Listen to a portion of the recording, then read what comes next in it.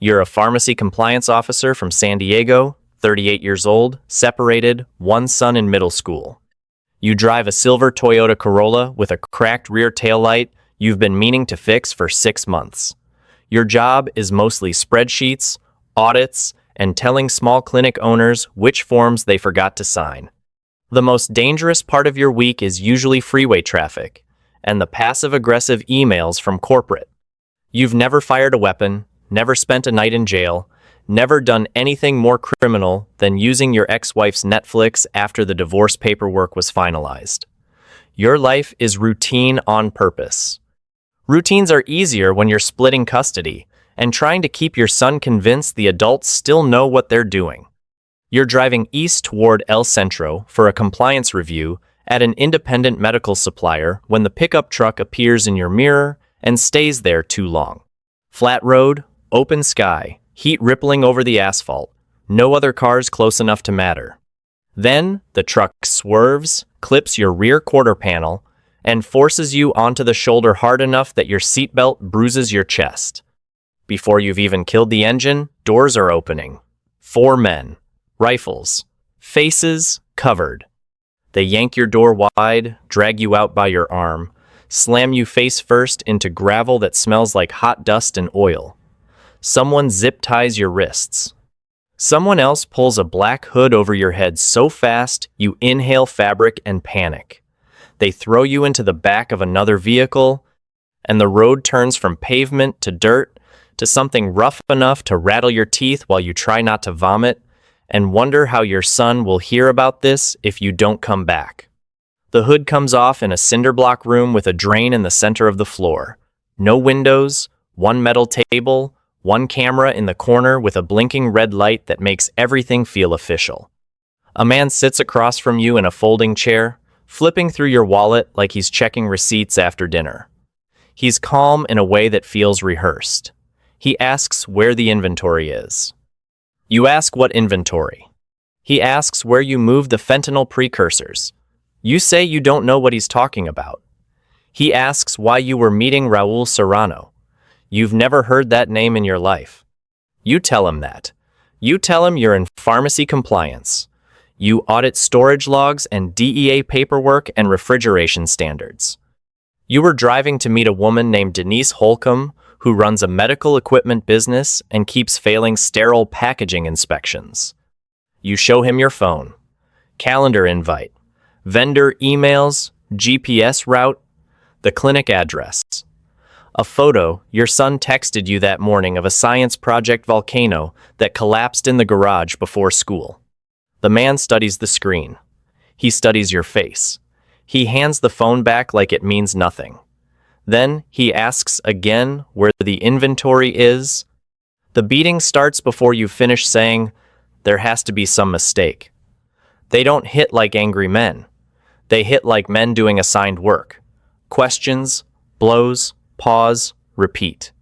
They want warehouse locations, names, drop points, account numbers, things you don't know, things you can't invent without being caught. They seem certain you're a logistics fixer, some kind of quiet middleman who moves restricted chemicals through legitimate supply chains. You're not. You're a divorced compliance guy in a Toyota Corolla who happened to be on the wrong road at the wrong time. But being innocent doesn't help when the people hurting you have already decided what kind of person you are. By midnight, you've learned that pain erases dignity faster than fear does. You've had migraines. You've torn a rotator cuff playing weekend softball. You've sat in an emergency dentist chair gripping both armrests while they drilled without enough numbing agent. None of that prepared you for organized violence. They dislocate your shoulder and set it badly enough that every breath reminds you it's wrong. They split the skin above your eye. They drive a boot into your ribs until laughing and coughing become the same kind of emergency. They do things you know you'll never explain honestly later because turning them into words would make them real in a way survival currently won't allow. You tell them everything you can think of. Your employee ID, your bank pins, your son's school, your ex-wife's address, the name of your supervisor. The password pattern you've used for years Because you always change one number and call it security. You give them your whole life in fragments, hoping somewhere in the pile they'll find proof that you're not their man. They don't. They keep asking about Serrano. They keep asking about the chemicals. They keep waiting for answers that aren't there. On the second night, a different voice enters the room. Older, educated, expensive watch, ironed shirt, no mask. He doesn't touch you. He reads from a file while someone unties the hood from around your neck and lets it rest on your shoulders. He asks your date of birth, your employer, your son's name, the make of your car. Then he makes a phone call in Spanish that lasts less than a minute and changes the air in the room before it ends. When he hangs up, nobody speaks for several seconds. Then he says they made an error. The courier they wanted was supposed to be driving a silver Toyota Corolla with California plates toward El Centro at 11:40 a.m. He was carrying precursor chemicals hidden in sealed oxygen concentrators routed through a medical supplier. You were driving a silver Toyota Corolla with California plates toward El Centro at 11:40 a.m., carrying an audit binder, a laptop, and a crushed granola bar in the center console. The similarity is so stupid it almost feels insulting. You would laugh if one side of your face didn't feel detached from the other. The older man leaves. No apology, no explanation beyond the facts, just absence. And now a new problem takes shape on the floor beside you. They know you're not involved. They know they've tortured a random American over a coincidence built from vehicle color, direction of travel, and timing. Letting you go would be merciful. Killing you would be simple. Neither option is clean enough for people who think in terms of risk management. You've seen faces, heard voices, seen part of a process you were never supposed to see. You're not important, but you are now inconvenient. A guard brings you water after midnight. He helps you sit up without meeting your eyes. First kindness since they took you.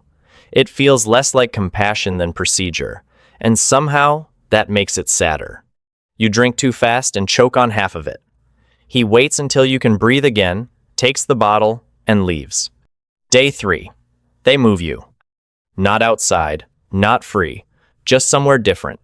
Cleaner room, a thin mattress, a standing fan clicking every few seconds. A woman with medic's hands and no bedside manner examines your shoulder, wraps your ribs, cleans your eye, and gives you pills in a paper cup.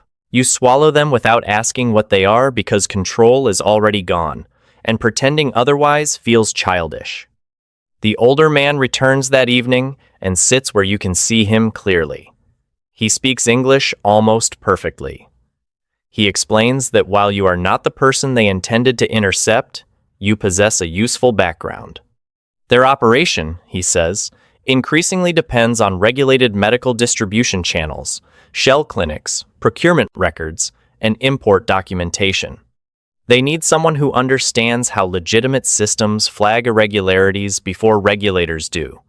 Someone boring enough to notice details other people ignore. He offers terms. You will not be released yet. Releasing you creates exposure. Eliminating you creates attention. But keeping you has potential value. You can help them audit their front businesses, identify vulnerabilities, and redesign paperwork so shipments move with less scrutiny. In return, you will be treated well, compensated, and eventually, at a time not specified, allowed to disappear into a new life with enough money to make the loss survivable. He presents it like recruitment. It isn't recruitment. It's a grave with office lighting. You say yes because the alternative is obvious, and because your son is 12 and still sleeps with the hallway light on when he's anxious, and because dead fathers don't explain themselves. You hate how quickly the answer comes out. You hate even more that some part of you feels relief when the man nods and tells someone to have you cleaned up. They move you to a walled property outside a town you never get named. Small house, bars disguised as decorative metalwork. A bedroom door that locks from the outside. Bathroom mirror bolted down. Internet access only through systems they control. A desk. a monitor, two ledgers waiting before the bruises on your chest have turned yellow. The work begins immediately. Procurement logs, import declarations, inventory reports, from clinics that don't treat enough patients to justify their oxygen orders. Purchase patterns that don't match the licenses on file. You stare at numbers tied to fentanyl production, extortion revenue, and equipment laundering through hospice suppliers and rehabilitation centers. You apply the exact same instincts you used in legitimate compliance work. You notice inconsistencies, you flag exposure points, you suggest cleaner documentation trails. You become useful because usefulness is safer than outrage. The first month is survival dressed up as employment. You focus on healing enough to type without wincing. You learn the rhythm of the property.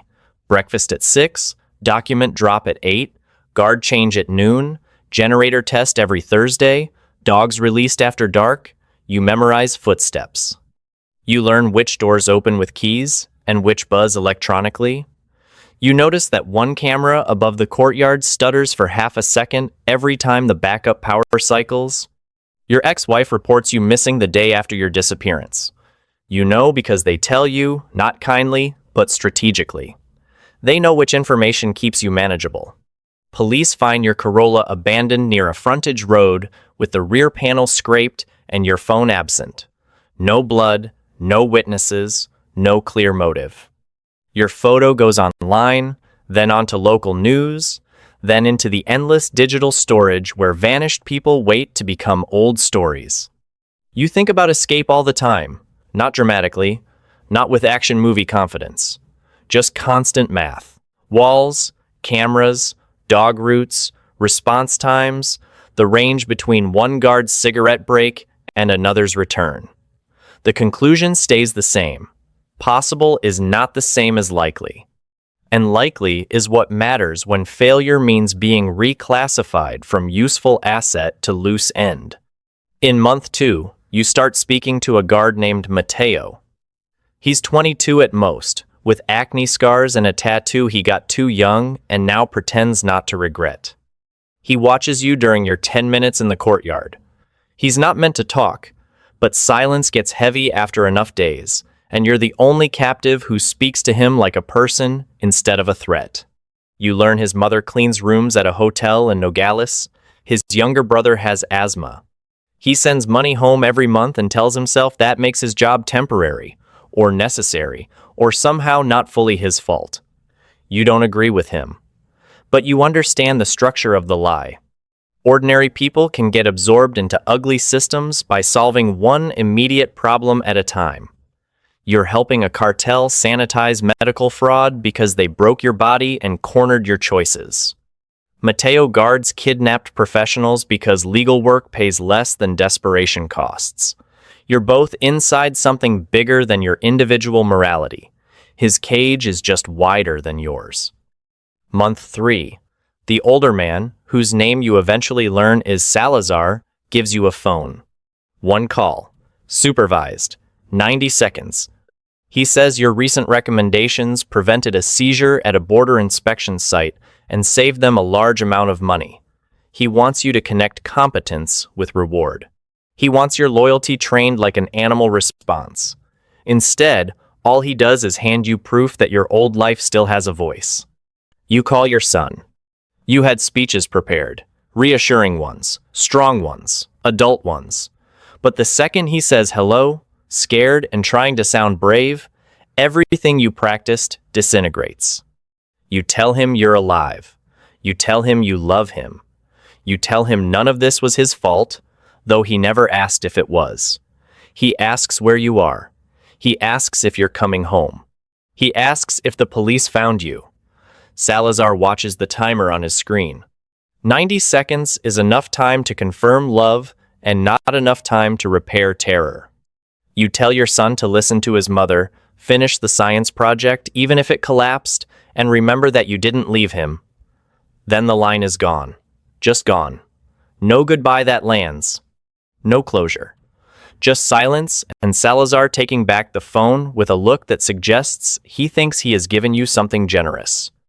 The call changes the geometry of your captivity. Before, survival was abstract. Endure today, so there can be a tomorrow. Now tomorrow has a face, a voice cracking halfway through hello, a kid trying not to cry because he thinks crying will make things worse for you somehow. Hope stops being theoretical. It becomes specific. Specific things are harder to bury. In month 4, while reviewing distributor reconciliation records from 3 shell clinics and a hospice supplier, you notice a discrepancy so small it would be invisible to anyone not trained to compare regulatory paperwork against actual usage patterns. Small product diversions, repeated rounding differences. A ghost inventory that moves cleanly enough to avoid alarms, but not cleanly enough to escape someone who has spent a decade auditing sloppy people. You trace it through layered invoices, invoice reversals, and backdated disposal reports. The trail ends at a name you know. Vega, not the mythical figure from your interrogation. A real lieutenant inside Salazar's network. The man who supervised the first night. The man who held your jaw still and asked you warehouse questions while your shoulder was hanging half out of place. He's been skimming product and cash through fake loss reports, moving enough to matter, but not enough to trigger immediate suspicion. You have a choice. You can report it openly and become more valuable to Salazar, or you can keep it and build leverage in a place where leverage is the closest thing to armor you will ever get. You choose leverage. Quietly. You copy ledgers into mislabeled backup folders. You embed notations inside routine compliance templates no one reads carefully because they look too boring to matter. You create a map of the theft in the language of inventory reconciliation, disposal variants, and chain of custody corrections. A dead man's switch built from audit culture. If anything happens to you, the data can become a weapon. Month 5. Vega comes to your room after midnight. No mask, no rifle, just confidence and the smell of expensive cologne trying to hide cigarette smoke. He says you've been reading beyond your assignments. He says curiosity is dangerous in places like this. Then he rests 2 fingers on your injured shoulder, not enough to damage it, just enough to remind you he remembers exactly where to touch. He asks whether you found anything interesting. You tell him no.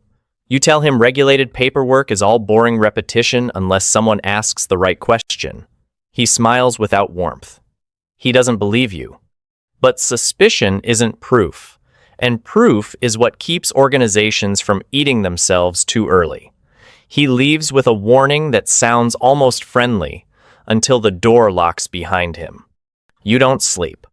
In month 6, you make the first move that actually matters. Not escape, not yet. Protection first.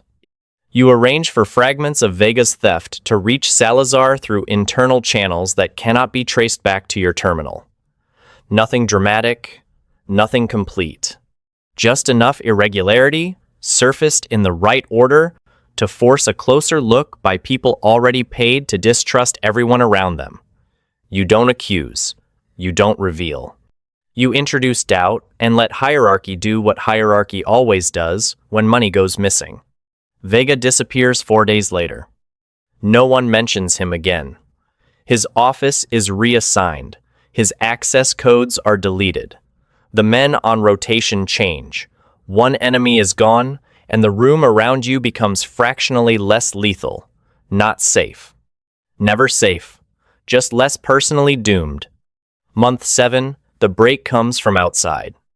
Not because of your hidden files, not because of heroism. Because somewhere, someone else talked, or got caught, or made a mistake big enough to pull federal attention across a border. Dawn begins with helicopters, then engines, then shouting layered over gunfire and shattering glass. Alarms fail after 10 seconds. Dogs bark themselves hoarse. Every system you've studied for months collapses into noise. You don't freeze. You run toward the sound of the breach. Not away from it. Toward it. Because men fleeing a raid get shot. Men screaming in English that they're American and unarmed and kidnapped have a chance of being heard before they are sorted into the wrong category again. You hit the courtyard barefoot, half-blind in daylight, yelling your name, your employer, your city, your son's name, anything that sounds verifiable. An agent tackles you into the dirt before you reach the gate. His knee drives into your back. Plastic cuffs bite your wrists, the same wrists that lost circulation under zip ties the day they took you. You keep shouting. You keep saying hostage. You keep saying American citizen. Eventually, someone listens. The debrief lasts almost a month. DEA, FBI, Homeland Security. Questions repeated by people with different badges and the same legal pads. Property layouts, shell companies, border routes, supplier names, fraud structures. Everything you saw, everything you touched, everything you improved while trying not to die. You give them all of it, including the hidden records, including the theft trail that no longer matters, because Vega is already gone, and whatever happened to him happened faster than due process ever could. You are a victim, a witness, and an unwilling participant in a criminal system that stayed alive in part because you made parts of it more efficient. Everyone in authority understands the logic of your survival. No one is entirely comfortable with it. Neither are you. Your son meets you at a federal facility in Arizona because it's the closest place they allow. He's taller than when you last saw him in person. Thinner, too. He looks at you like he's checking whether you're solid or just another false alarm adults might give him by accident. Then, he grabs you hard enough that your healing ribs complain, and you don't tell him to loosen his grip because pain that comes from being found is easier to carry than pain that came from being taken. You try to go back to San Diego. Your apartment still has the same chipped coffee mug in the sink and the same stack of unopened mail on the counter because neighbors and relatives can preserve objects but not continuity. Corporate sends a careful message about extended leave. Denise Holcomb found another compliance officer. The audit happened without you. The world did not pause while you vanished. It rerouted. That part hurts more than you expect. You notice things now that never registered before. Delivery vans idling too long outside pharmacies. Men standing near loading docks pretending not to watch inventory doors. Cars that stay behind you through more than 3 turns. The hiss of oxygen tanks being unloaded. The smell of antiseptic in clinic hallways. Your nervous system no longer distinguishes well between memory and warning. It just raises the alarm and asks questions later. Therapy helps, slowly enough to be insulting. The PTSD diagnosis feels less like news than official permission to stop pretending you should be over it already. Medication makes sleep possible on some nights. On others, you wake certain you're back in the cinderblock room and have to touch your own bedroom wall to remember paint instead of concrete. You learn that survival under coercion is not consent. You learn that using your skills to stay alive is not the same thing as choosing the people who held the gun. Your son starts asking sharper questions as the months pass. Not just what happened, but how systems let it happen. Why medical supply chains can be exploited. Why people disappear near roads no one is watching. Why some kinds of crime look more legitimate than others. He says he wants to study law one day, or public policy, or maybe become the person in a room who notices the irregularity before someone gets taken. Pride and dread sit side by side in you until they feel like the same emotion wearing different clothes. You never go back to compliance work full-time. Spreadsheets still make your pulse jump when column totals align too neatly. Medical supplier logos turn your stomach. You take consulting gigs from home for a while, then fewer of those, then none. Some roads you simply stop using. Some conveniences never feel worth the memory attached to them. You were ordinary. A man with shared custody, a cracked taillight, and a job built on paperwork no one respected until it mattered. Then you became a hostage, a tool, a liability, a witness, a survivor. Now you're trying to build a life that doesn't define itself entirely by the months someone else stole from it. Most of the men who took you are dead, arrested, or missing into systems uglier than courtrooms. The properties were seized. The shell clinics were shuttered. The supply routes were exposed. None of it feels as victorious as television would have taught you to expect.